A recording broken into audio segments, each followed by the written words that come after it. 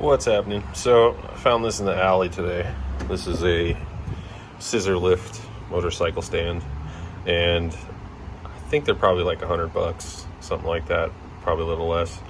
But someone just threw this out because it wasn't working, and I could pull this up and it would come up, but yeah, the hydraulics obviously weren't working. The way these things work, they have a little jack under there. So what I did was I squirted some cleaner, a little bit of penetrating oil, and then a little bit of the magic WD-40, and I broke this free, the foot pedal, and that has a little cylinder that you pump up, so I had to clean that, which is down there where you see the arm touching.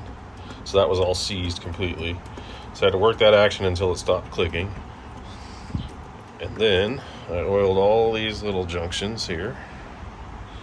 And then I pulled this plug right here, which is the fill level port for the jack oil.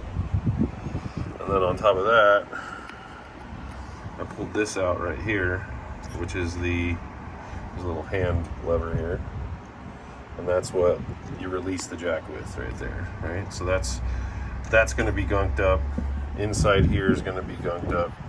Inside here is going to be gunked up real bad, all up in there.